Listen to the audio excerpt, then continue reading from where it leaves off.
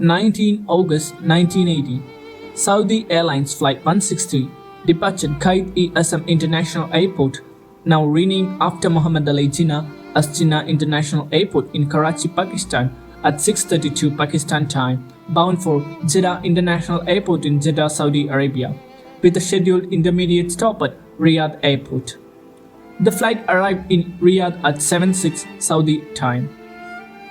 There was a 2-hour layover for refueling. During the layover, several of the passengers disembarked. After refueling, the flight took off at 9:08 p.m., bound for Jeddah. Almost 7 minutes into the flight, the crew received warnings of smoke from the cargo department. The crew spent the next 4 minutes trying to confirm the warnings, after which flight engineer went back into the cabin to confirm the presence of smoke. Captain decided to return to the airport and first officer radioed their intentions at 9:20.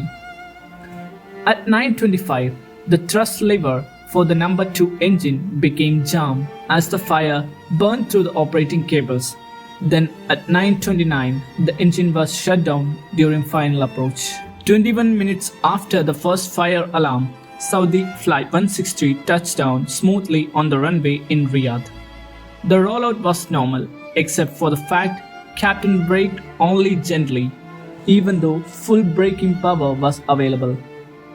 The flight rolled down the runway for 2 minutes and 40 seconds, while fire engines chased along behind. Finally, almost at the end of the runway, the plane pulled off to the left into a taxiway and came to stop. Fire trucks approached the aircraft but found that the engines were still running, making it dangerous to get close.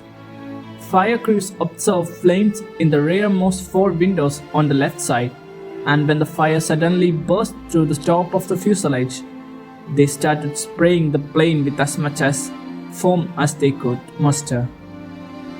Meanwhile, the controller relayed to the crew the firefighters' concern about the engines. The pilots acknowledged, and shortly afterwards, the engines were finally shut down. Inside the cabin, passengers flooded towards the forward exits while smoke rolled down the aisles. But the flight attendants never attempted to open the doors. Either they had been told not to, or they couldn't reach them. In the tower, controllers heard the last transmission from the aircraft. Affirmative, we are trying to evacuate now. After that, all calls were met with silence.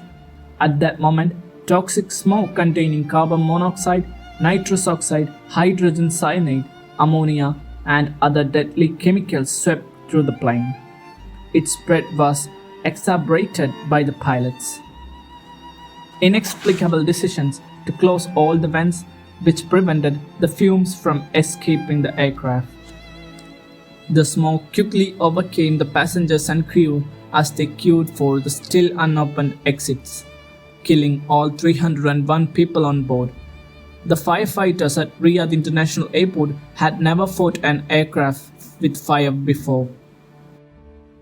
Why Captain failed to evacuate the aircraft promptly is not known.